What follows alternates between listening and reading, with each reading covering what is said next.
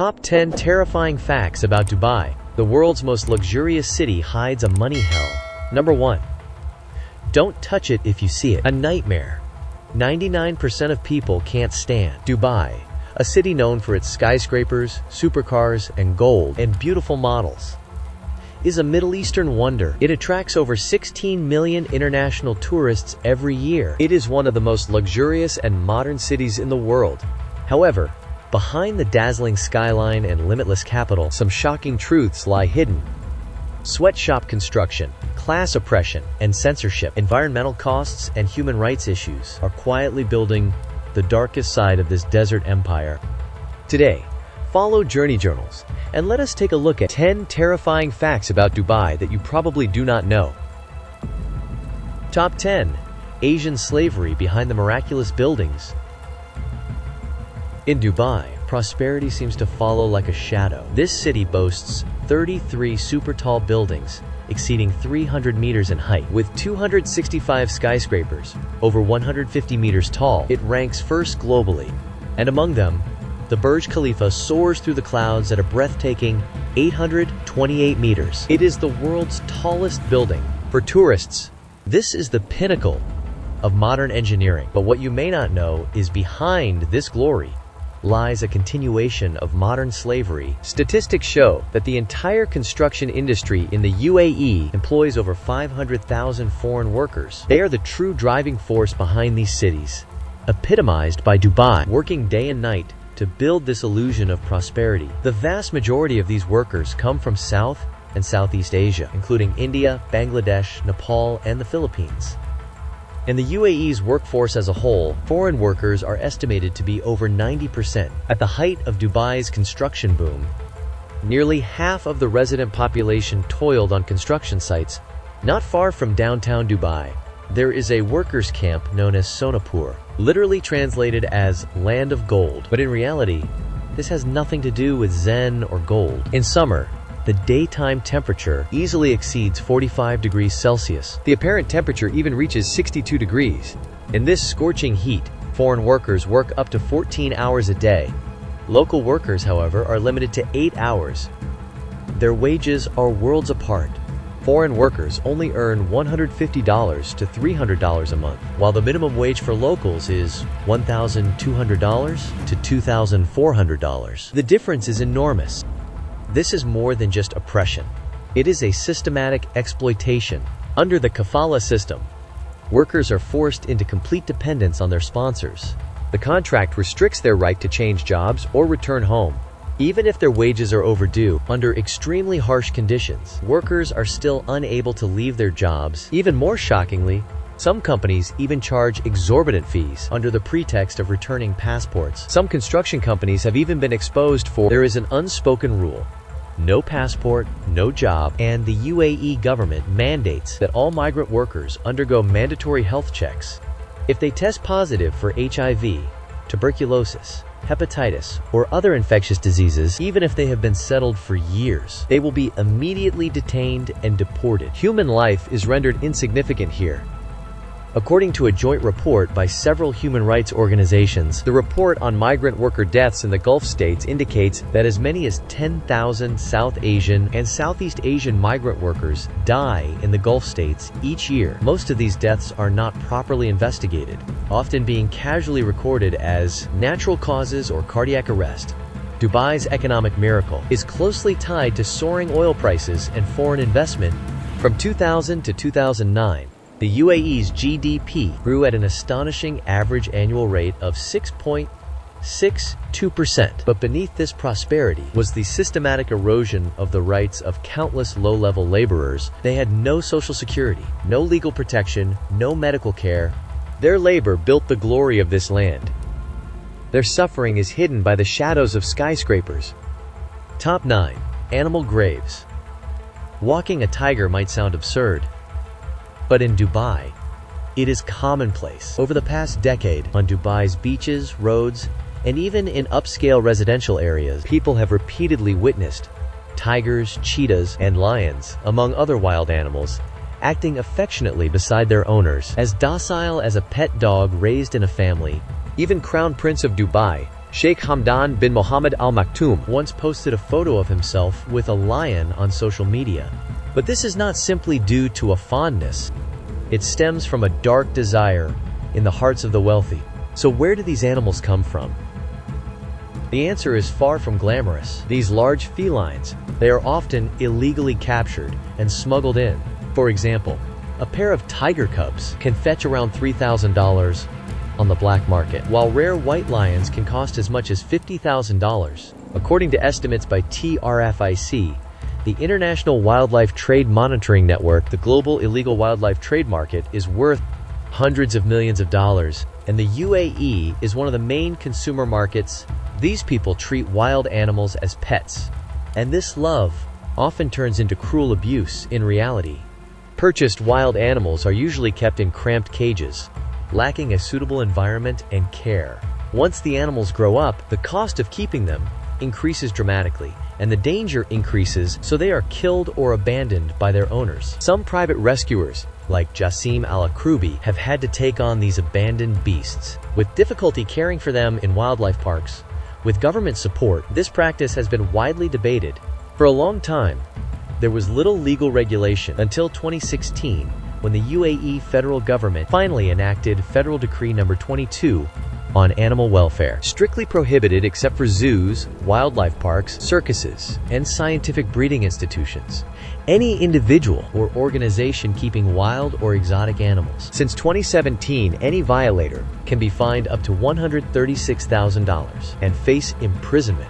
However, even with the law in place, it is difficult to immediately curb this trend. Social media accounts featuring animals taking selfies, they still have tens of thousands of followers. Many people are fascinated by the combination of these majestic animals and luxurious lifestyles. This trend not only fuels vanity online, but also leads to frequent tragedies in real life. Studies show that the number of cheetahs has drastically decreased over the past few decades. As of 2017, approximately 7,100 cheetahs remained in the wild, and these animals are particularly sought after in the Middle East. A pair of cheetah cubs often sells for over $10,000. Many cheetahs even die during transport from Africa to the UAE due to cramped transport conditions and inhumane treatment. Those that should be roaming the plains and forests, free-spirited creatures, trapped in gilded cages by human vanity. Their nature stolen, ultimately, their bones left here. It is breathtaking. Top 8. The Disappeared Princess. In our imagination, the lives of Dubai's royals should be a fairy tale. Surrounded by privilege and immense wealth, owning the world's most precious jewels, the most advanced cars, and the most magnificent buildings, logically, no one would want to escape such a paradise.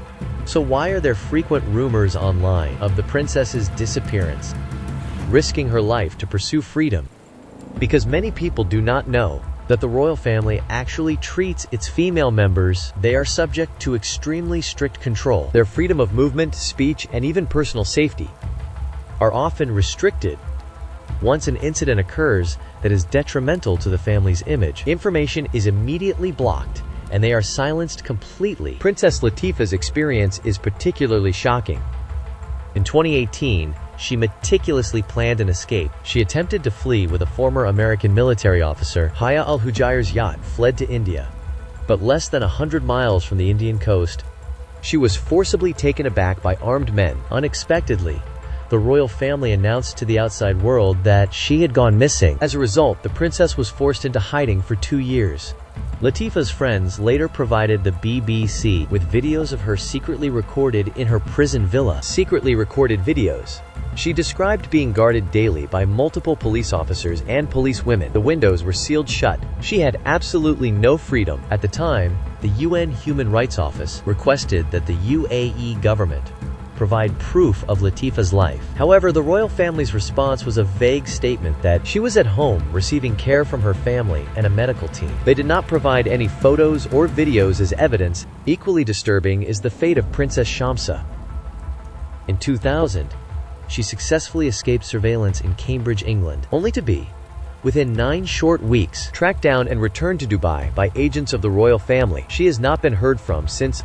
It is widely suspected that she has been imprisoned ever since, for over 20 years. Even Princess Haya, a mother herself. She willingly risked her life, taking her 2 children with her. She is the paternal aunt of King Hussein. She was once married to a Dubai sheikh. In 2011, she fled, unable to cope with the mental pressure and anxieties about her children's future. She escaped to Germany with her 2 children. She ultimately sought asylum in the UK. This act shocked not only the Arab world, this has also brought unprecedented attention from the outside world to the plight of women in the Dubai royal family. These events have generated unprecedented attention. These incidents are not isolated cases. Instead, they reflect the Dubai royal family's extreme control over internal order and image, especially their absolute control over female members. Anyone who attempts to break free from these constraints suffers severe repercussions, even disappearing. Even with the continued attention from international organizations, media, and human rights groups, the royal family's response has always been vague and evasive of the real issues. This makes us wonder about the women who are in the midst of it all. Are they angels favored by fate or caged canaries? Behind this prosperity, what kind of pain and struggle are hidden? Perhaps these questions deserve continued global inquiry. Top 7. Most corrupt cities. Many people do not know that Dubai, the world's most famous and dazzling city, is also one of the world's most corrupt cities. Over the past 3 years, Dubai has handled over 500 money laundering cases. The amount involved in the sand case reaches 4 billion dirhams. That is approximately 1.09 billion US dollars. The addition is just the tip of the iceberg. Over 200,000 documents reveal a money laundering and tax evasion network called Headland International Group. This group, headquartered in Ras Al Khaimah, UAE, is run by Belgian aristocrat Henri de Croix. It serves over 200 clients, including European aristocrats, Russian oligarchs, and former African presidents, even internationally sanctioned officials and criminals. So how exactly did Dubai become a global black money haven? That brings us to Dubai's real estate market. The city aims to attract foreign investment, developing a cityscape of luxury apartments and villas stacked into a towering metropolis. Due to a lack of strict regulation, developers and intermediaries readily accept large sums of money from politically exposed persons, sanctioned individuals, and even criminals. According to investigations, as many as 200 individuals suspected of crimes, tax evasion, or subject to sanctions, politicians, and businessmen own over 1,000 properties in Dubai. And the funds used to purchase these properties often far exceeding their official income sources. For example, the family of a former African president, it was through the socialite's real estate that he successfully concealed the massive amount of illicit funds. It is not just real estate. The gold market is similarly rife with dirty money. Today, Dubai has become one of the world's largest gold trading centers. Especially illegal gold mining from conflict zones in East and Central Africa, facilitated by opaque regulation, allows large quantities of gold obtained through conflict or exploitation to be laundered, easily flowing into the global market, fueling regional conflicts and criminal networks. Another system riddled with loopholes is Dubai's free trade zone. This city boasts approximately 30 free trade zones with virtually no customs, oversight, or regulatory restrictions. Businesses can easily manipulate false invoices, double counting, or creating fraudulent documents for trade-based money laundering. Why is the Dubai government doing nothing about this? Is it because the government is powerless? Actually, no. The UAE's regulatory bodies and law enforcement agencies already have the capacity to handle such issues, technical skills and knowledge. They know Dubai is a haven for money laundering. But this is not negligence, but a systemic acquiescence. The Financial Action Task Force, FATF, in 2023, removed the UAE from its gray list, praising its efforts to combat money laundering. But the European Parliament has decided to place the UAE. The proposal to remove it from the EU's high-risk list is based on the fact that too much evidence shows Dubai remains a global hub for dirty money. Top 6. The most terrifying prison in the eyes of many. Prison, though not free, at least offers a minimum level of humanitarian protection. However, in Dubai, one of the world's most luxurious cities, human rights seem to not apply. You might find it hard to imagine. In this prison, some inmates get less than 15 minutes of outdoor time each day. In the sweltering heat, The prison has no air conditioning, even sufficient drinking water and adequate food are hard to guarantee. These conditions cause many prisoners to suffer from skin diseases, kidney diseases, and other chronic illnesses if you do not receive timely treatment. Places originally intended for short-term punishment or reform have become prisons that torment the body and mind. David Hay, former executive director of Leeds United Football Club. He is one of the most representative victims. He was accused of fraud, arrested on social media in 2014. He was subsequently imprisoned for 23 months. During this time, he not only suffered repeated violent bullying, but was also taken to a parking lot at night and threatened. He recalls witnessing firsthand in prison other inmates being violently abused. These images are forever etched in his memory. Even more chilling is what happened in the Dubai prison. Justice seems to have been completely abandoned. Some foreign nationals have not even had the chance of a formal trial. They are imprisoned without trial. Even when their sentences are about to expire, they can be indefinitely detained for vague reasons. For example, British businessman Ryan Cornelius, in 2008, he was accused of involvement in a multi-billion-pound loan fraud. He was sentenced to 10 years. Because of the so-called debt issue, his sentence was extended to 2038, a full 30 years. Ryan's case exposes the unbelievably dark side of Dubai's prison system. It is incredibly dark.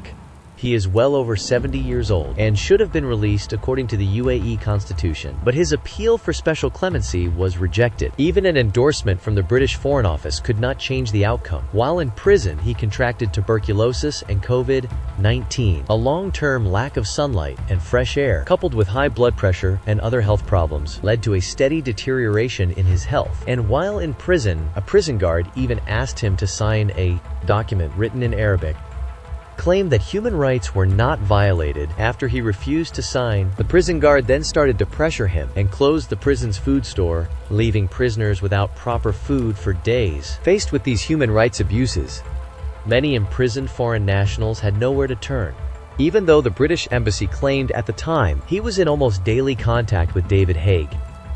But it was clear that these diplomatic interventions failed to effectively improve the prisoner's situation. Haig later pointed out that there were over 100 British people who had suffered unjust detention and treatment in Saudi Arabia. This was not an isolated case, but a long-standing systemic problem. People often say Dubai is a city where the modern and the traditional intertwine, but no one would imagine behind these glittering skyscrapers, such chilling shadows of injustice lurk. In this seemingly perfect city, the voices forgotten in the dark prisons are perhaps the truest voices that need to be heard. Top 5. The world's largest wealth gap. Dubai is one of the cities with the highest density of millionaires in the world. In the public eye, everyone in this place seems incredibly wealthy.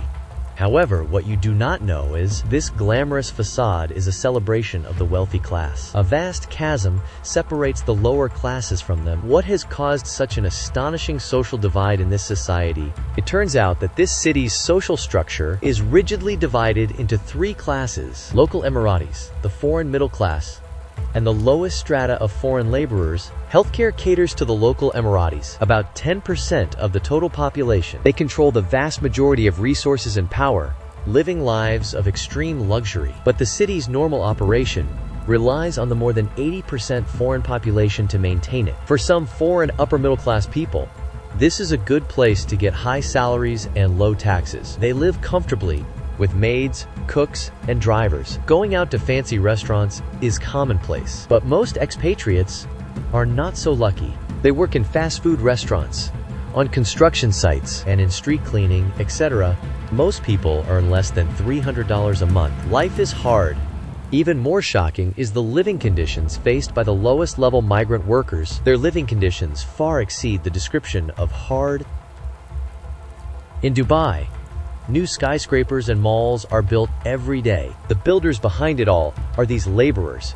They work in 50 degrees Celsius heat, or even higher. They are exposed to the scorching sun for 14 hours a day. They live in small huts without air conditioning or proper ventilation. 11 people, or even more, cram into one room. The living conditions are so harsh that many laborers who first arrive in Dubai have burst into tears. They regret leaving my hometown. Their ideal bed space is a shared bed apartment. Often, bunk beds cram a small room full. Residents pay rent per bed. If there are not enough beds, people sleep on the floor, take turns, or even share a bed. Even more unacceptable is Dubai wants to hide these shadowy corners. In the city's glamorous areas, people hardly see how these laborers live. One of the most well-known is Sonapur, a concentrated area for laborers. It is characterized by poor sanitation and dilapidated facilities. It is a true reflection of the reality behind the city's splendor. Ironically, the initial reason many laborers came to Dubai, it is precisely the pursuit of a better life. For this journey, they spent all their savings. They even borrowed money from loan sharks to pay the agency fees. Having set foot on this land, they were bound by heavy debts and the expectations of their families back home. Their feet were tied. Even if every day felt like hell, they only report good news, never bad. This illusion creates the appearance of prosperity in Dubai. The city remains glamorous, and tourists continue to flock there, but the voices of the low-wage workers are hidden beneath a veneer of luxury and silence. The wealth gap is an invisible, high wall. It separates people into different worlds. And this wall, in Dubai, perhaps the tallest building in the world, top 4, the most dangerous love. Walking down the street, you often see couples holding hands, walking past us. Sometimes you even see them embracing and kissing spontaneously. Such a sight has become commonplace for us. However, in Saudi Arabia, such behavior might lead to imprisonment. You might find this utterly ridiculous, but this is no joke. In Dubai, public displays of affection are a criminal offense. Whether it is holding hands, hugging, or kissing, being seen doing so could get you arrested by the police. You could even face imprisonment. This law applies not only to locals, but also mercilessly applies to tourists and expatriates. The British Foreign Office explicitly warned that even legally married couples should avoid displaying intimacy in public because Dubai has zero tolerance for any form of physical contact. Even more astonishingly, Dubai's laws restrict not only intimate acts, but also the most basic freedom of accommodation for couples. According to official regulations, unmarried men and women are not allowed to share a hotel room. Theoretically speaking, if you and your partner are not married and are not relatives, then even if you jointly booked a night's stay, it is already against the law. Although such cases are rarely prosecuted in reality, but if you are lucky, you could face fines, detention, or even immediate deportation. You might think, should you just keep a low profile? Avoid public displays of affection, and then I will be fine. Unfortunately, it is not that simple. If you are LGBT, then whether you are public or not, you are already considered a serious criminal. Not only is it not accepted, but it is also extremely harshly punished by law. According to the UAE's penal code, homosexual acts, in the worst case scenario, can even be punishable by death. Even if it is not the death penalty, countless tortures await you. In 2008, simply for wearing clothing that did not conform to their gender, as many as 40 tourists were arrested. In other words, if you are in Dubai and choose to dress in a transgender way or engage in slightly transgressive gender expression, you might not even leave the airport before being taken away for questioning. Even in your hotel room, you could be discovered and you can't escape punishment. So, is Dubai really completely closed off to the LGBT community? On the surface, that is true. But in the cracks of reality, the LGBT community seems to have found a kind of hidden way to survive. Most LGBT social activities are hidden in the bars and lounges of international hotels. These places, while open to everyone, never advertise themselves as gay-friendly. However, this covert, unequal enforcement of safety, according to Article 358 of the UAE Penal Code, any act or behavior that offends public morals can be punished with a fine of up to 50,000 dirhams, approximately $13,000 USD, or even imprisonment. From 2004 to 2021, 21 people have been formally prosecuted for such acts, but the actual number of cases of deportation and expulsion is far greater than that. Many cases are not even publicly disclosed. In a city like this, falling in love is no longer a sweet choice, but a high-risk challenge. Top 3 cities with the most water waste. On the UN's global map of water stress, The UAE is classified as water-stressed, one of the highest-ranking countries. This means the country has a severe shortage of water resources, unable to meet the enormous domestic demand.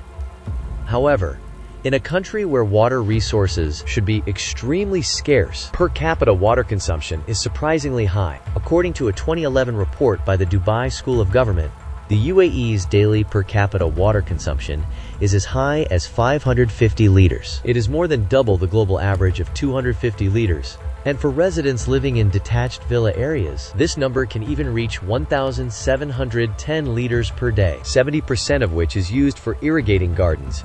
According to data from the Abu Dhabi Environment Agency, 72% of the UAE's water comes from groundwater. 21% relies on desalination. Only 7% uses treated wastewater.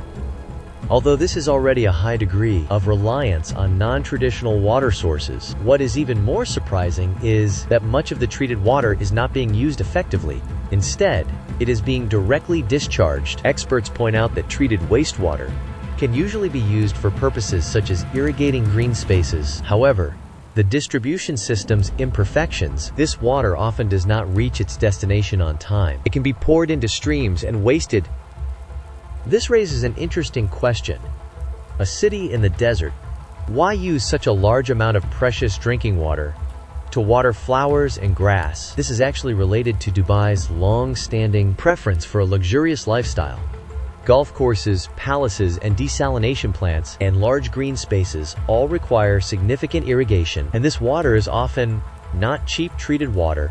Instead, they use drinking quality water, desalinated at great expense by the government. Why is not treated water more widely used? The problem lies in the infrastructure. Dubai's existing seawater treatment plants, although we have the capacity to produce irrigation water, the distribution channels are severely inadequate. For example, a private developer in Maldives is building a golf course. Although he wants to buy treated municipal water for irrigation, if there is no connecting pipeline between the plant and the course, the water simply can't be delivered. As a result, these developers are left high and dry, and using desalinated water for irrigation further exacerbates water waste. Desalinated water seems readily available, but the cost behind it is astonishingly high. The government invests billions of dirhams annually, that is, $200 million. This is a heavy financial burden. And with population growth and urban development, Dubai's demand for water is growing increasingly large. The good news is that the importance of water resource management has gradually been recognized by the authorities. Some water conservation awareness campaigns are also being launched nationwide. But facing the reality, simply relying on publicity is clearly insufficient. Real change still requires investment in infrastructure. We have been working hard on building a distribution network and fundamentally changing residents' lifestyles. We have been striving for fundamental changes. Top 2. The most authoritarian place in the world. Have you ever wondered what power structures and social realities lie hidden behind Dubai's image of luxury and modernity? What kind of power structures and social realities are hidden behind this city, known for luxury and modernity? The UAE is made up of 7 Arab emirates. Its political system is a hereditary, centralized system led by families. Dubai, as the capital, is no exception. Its current leader, Sheikh Mohammed bin Rashid Al Maktoum, is not only the ruler of Dubai, but also the vice president and prime minister of the UAE. Under this system, the Sheikh holds absolute power. Government institutions lack a democratically elected mechanism. Citizens cannot replace the government or form political parties. Media and freedom of speech are severely restricted. News organizations often self-censor to avoid violating government prohibitions. Even though the Constitution grants citizens rights such as freedom, equality, and the rule of law, but in practice, these rights are often ignored. The severity of this authoritarian system reached new heights in 2024.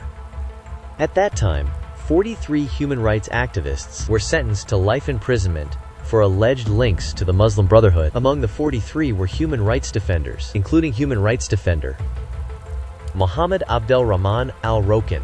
He completed his original sentence in 2022, but remained in detention, including Hadith Rashid Abdullah Al-Awis. They were originally scheduled for release in 2023 and 2022, respectively. This event has drawn widespread international attention. Critics point out that the Dubai government uses national security as a pretext to suppress dissenting voices and restrict civil liberties. Furthermore, the UAE has yet to sign numerous international human rights and labor rights conventions, such as the International Covenant on Economic, Social, and Cultural Rights and the UN Convention Against Torture, further fueled international concerns about its human rights record. However, societal problems in Sabah are not limited to political oppression. The city is also one of the most racially discriminatory places globally. UAE citizens and Western expatriates primarily, they usually enjoy generous social welfare and high-paying jobs. But migrant workers from South Asia and Africa do the most menial and grueling work. These migrant workers are often lured to Dubai by recruitment agencies. Once they arrive, their passports are confiscated, leaving them trapped and unable to leave freely. Their wages are often unpaid, and the working conditions are appalling. Living conditions were extremely poor. They were even forced to work overtime. It became a microcosm of modern slavery. In 2006, at a construction site in Doha, Qatar, a riot broke out among foreign workers. The workers were angry because of long-standing wage arrears and appalling working conditions. They smashed construction tools and office equipment. They are demanding higher wages and shorter working hours. The instrument panel incident has drawn international attention, but the Dubai government denies unequal treatment of foreign workers.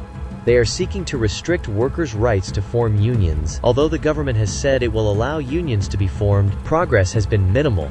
Workers' rights are still not effectively protected. Dubai seems to be using a cautionary tale to warn us. True prosperity is not merely economic growth, but also requires social justice and the protection of human rights. It means ensuring that everyone enjoys equal rights and dignity. That is the true brilliance of a city. Top 1. Women's hell.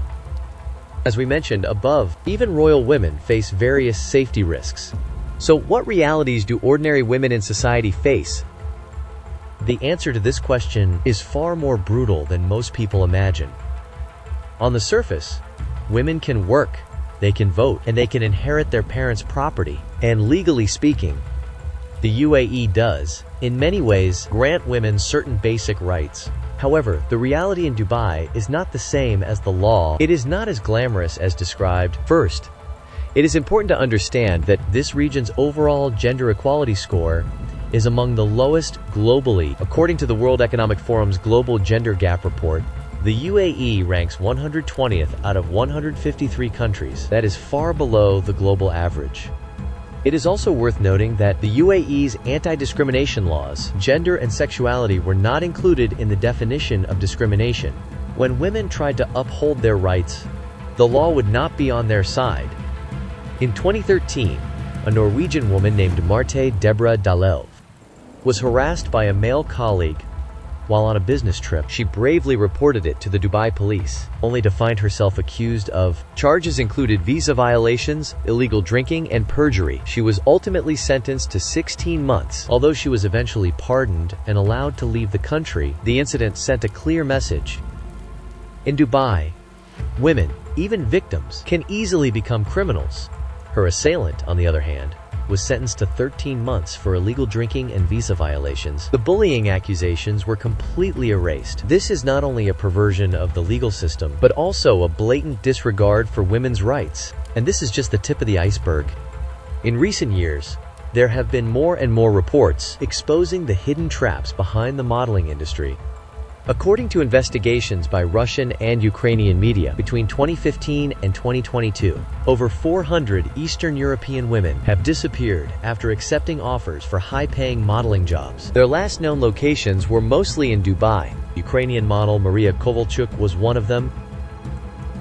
She received an invitation for a modeling job on social media. Upon arrival in Dubai, her passport was confiscated. She was forced to participate in so-called private parties, complete deprivation of personal liberty. These women's experiences rarely attract legal attention or protection. Even if there is concrete evidence proving they were bullied or forced into labor, the end result is often that they are deported or even counter-accused of wrongdoing. Under such a system, women not only face oppression from society, but also bear the consequences of governmental inaction. Imagine, even with foreign citizenship, or as a Japanese woman, it is difficult to escape systemic injustice. Then, Who will speak for those unknown, ordinary women from disadvantaged countries? Who will be their voice? That is all for this video. I wonder which of the 10 scariest facts about Dubai I introduced today impressed you the most. Feel free to tell us in the comments below. If you also enjoyed this video, please like, subscribe, and share it with your friends. Thank you for watching. See you next time.